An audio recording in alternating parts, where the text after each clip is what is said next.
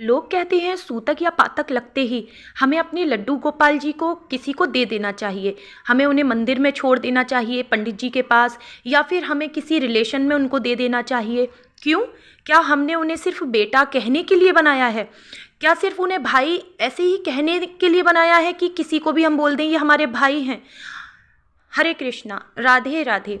तो आज हम इस विशेष टॉपिक पे बात करने वाले हैं जो अक्सर करके भक्तों के मन में कन्फ्यूज़न रहता है कि सूतक या पातक में हम लड्डू गोपाल जी की सेवा कैसे करें। तो देखिए, आज हम इसी टॉपिक पे बात करने वाले हैं, तो वीडियो को पूरा देखिएगा। तो सबसे पहले हम जानते हैं कि सूतक या पातक कहते किसे हैं। देखिए, जब हमारे घर में किसी बच्चे का जन्म होता है ना, तो कहते हैं उस समय सूतक लगा हुआ है, ठीक है। और जब हमारा कोई अपना हमें छोड़ के चला जाता है भगवान जी के पास, तो उस समय को कहते हैं पातक, ठीक है। तो कुछ नियम होते हैं इस समय के, जैसे कि कोई भी पूजा अनुष्ठान नहीं होते बड़े बड़े, कोई भी घर में शुभ कार्य नहीं होते हैं जब तक कि घर में शुद्धि ना हो जाए, हवन ना हो जाए। लेकिन आज हम बात कर रहे हैं अपने लड्डू गोपाल की। तो सबसे पहले आप अपने दिल पे हाथ रख के ये बताइए कि आप अपने लड्डू गोपाल जी की सेवा कैसे करते हैं। कहने का मतलब है, क्या उन्हें ऐसे ही बैठा रहने देते हैं मूर्ति बना हुआ? तो आप ठीक है, फिर उन्हें जो है पर्दे में आप बंद कर दीजिए, और जब आपके घर में शुद्धि होगी, जब हवन होगा, उसके बाद ही जो है आप जो है उनको जैसे भी जो कुछ होता है पूजा पाठ शुरू वैसे हो जाएगा। लेकिन अगर आपने उनसे कोई रिश्ता बनाया हुआ है, पुत्र का, भाई का, मित्र का, कोई भी रिश्ता है, ठीक है, और आप उनकी नित्य नियम से आप उनकी जो है स्नान, श्रृंगार, भोग सेवा, सुलाने की सेवा, उठाने की सेवा, सारी सेवा अगर आप कर रहे हैं, अपने बच्चे की तरह आप उनको रख रहे हैं, तो क्या आपका मन मानेगा कि आप उन्हें कहीं भी भेज दें? क्या आप ऐसा करते हैं कि आपके घर में सूतक या पातक लगे हैं और आप अपने किसी से भी, अपने किसी सगे से कहें, अपने भाई से या अपने बेटे से कि जाओ अब तुम मंदिर में रह लो, या जाओ अब तुम किसी भी अड़ोसी पड़ोसी के घर रह लो? नहीं ना। क्यों? क्योंकि उनमें हमारी जान बसती है। तो सोचिए, जो लड्डू गोपाल जी जिनसे हम दिन रात इतना प्रेम करते हैं, उन्हें हम कैसे भेज सकते हैं? माना कुछ नियम होते हैं इस समय पर, हम ठीक है, हम उन नियमों को भी फॉलो कर लेंगे। देखिए, अगर हमारा बच्चा होता है, छोटा होता है, और अगर घर में कोई भी अगर दुखद कोई भी घटना घटी है, तो भी वो बच्चा चाहे अपने हाथ से लेके खा लेगा, या उसको कोई दूसरा जो कोई भी रिलेटिव आया है, चाहे वो गोद में बिठा के खिला देगा, उससे फ़र्क नहीं पड़ता है। लेकिन कम से कम वो बच्चा हमारी आंखों के सामने तो है ना, हमारा बच्चा आंखों से दूर नहीं होना चाहिए, ठीक है। तो ऐसे ही लड्डू गोपाल जी के साथ होता है। लड्डू गोपाल जी को हमें कहीं भेजना नहीं है। भले ही हमारे लड्डू गोपाल जी का भोग कोई अड़ोसी पड़ोसी आया है घर में हमसे मिलने, वो लगा दे, या फिर कोई रिलेटिव्स लगा दे, या फिर पता है, सबसे ज़्यादा मैं एक ही चीज़ को महत्व देती हूँ कि आपकी भक्ति इतनी प्रबल होनी चाहिए ना, कि आप अगर आँखों से अपने प्रभु को इशारा भी देना कि जाओ गोपाल जी अब आप भोग लगा लो। इतना प्रेम होना चाहिए आपको अपने लड्डू गोपाल जी के प्रति कि वो आपका इशारा समझ जाएं और वो भोग लगा ले। कहते हैं ना, जब हम लड्डू गोपाल जी की स्थापना करते हैं तो पहले दिन से वो घर उनका हो जाता है, ठीक है। ऐसे ही कहते हैं ना हम लोग कि ये घर आज से आपका है, इस घर के सुख दुख आपके हैं। तो अब मैं आपको जो बताऊंगी ना, आप उसको गौर से सुनिएगा और समझिएगा। मुझसे एक भक्त ने सवाल किया कि दीदी, हमको कई सालों से संतान नहीं थी, किसी ने हमको बोला कि लड्डू गोपाल जी की सेवा कर लो, तुम्हारे संतान हो जाएगी। अब उन्होंने जो है, दोनों ने, हस्बैंड वाइफ ने खूब मन लगा के लड्डू गोपाल जी की सेवा की अपने बच्चे की तरह। आज जब उनके घर में संतान हो गई, तो उनके परिवार वाले कह रहे हैं कि लड्डू गोपाल जी को मंदिर में बंद कर दो, पर्दे लगा दो, अब इनकी कोई पूजा सेवा नहीं होगी। तो उनका मन नहीं मान रहा है।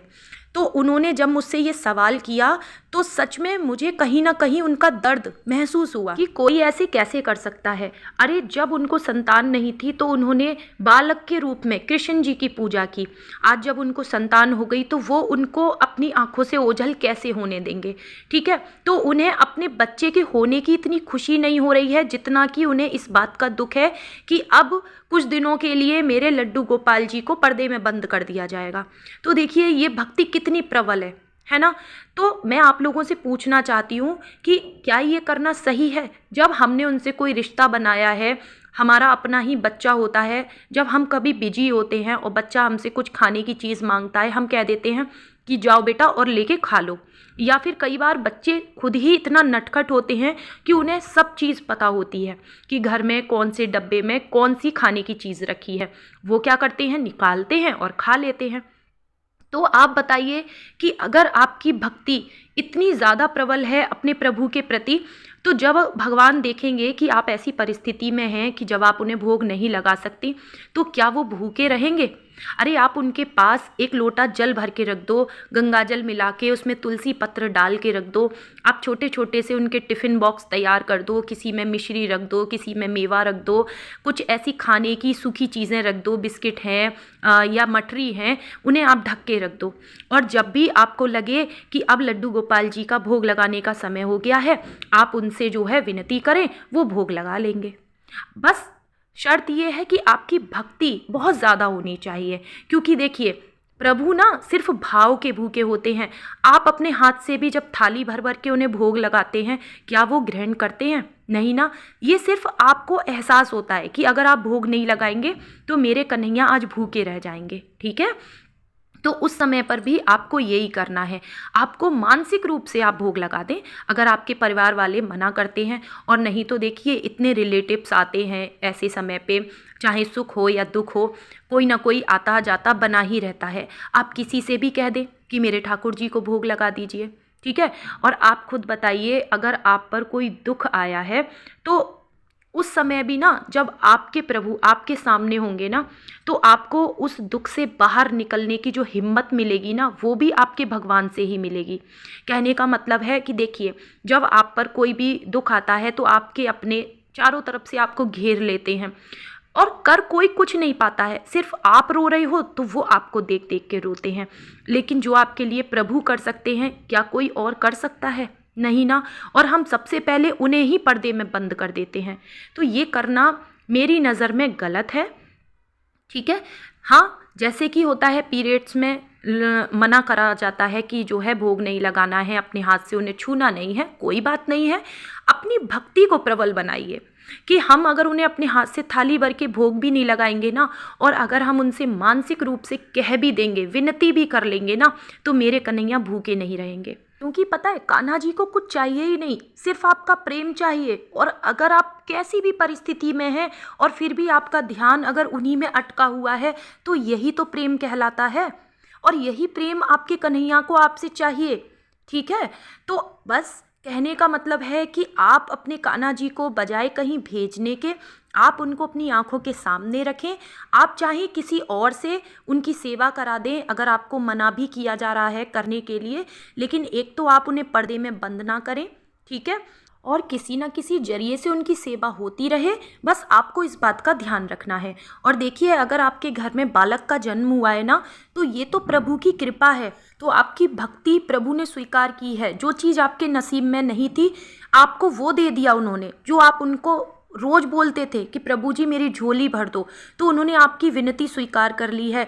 तो सोचिए उनसे ज़्यादा आपका अपना कौन होगा। ऐसे में आप उनको शुक्रिया कहें, उनका भजन करें, उनके नाम का आप जाप कर सकते हैं, ठीक है। और जब वो आपके सामने होंगे ना, तो आपकी खुशी और दुगनी हो जाएगी। उन्हें देख देख के आप बार बार उन्हें निहारोगे और फिर कहोगे प्रभु मैं आपका शुक्रिया कैसे करूं कि आपकी वजह से मेरे घर में ये खुशियां आई हैं, ठीक है।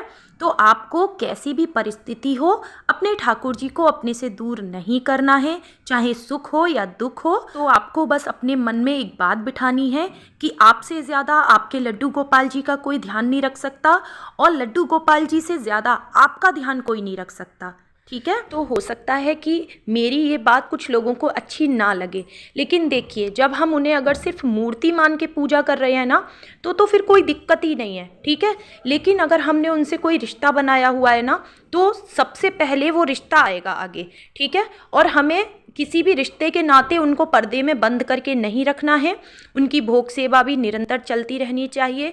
तो जो लोग भी अपने भगवान से किसी न किसी रूप में उनसे प्रेम करते हैं, भाई के रूप में, पुत्र के रूप में, तो वो मेरी इस बात को समझेंगे भी, ठीक है। तो आपकी जो भी राय हो, आपके मन में जैसे भी भाव आए हों, वो कमेंट बॉक्स में मुझे ज़रूर बताइएगा। वीडियो पसंद आए तो इसे लाइक और शेयर ज़रूर करिएगा। मिलती हूँ नेक्स्ट वीडियो में, तब तक के लिए हरे कृष्णा, राधे राधे।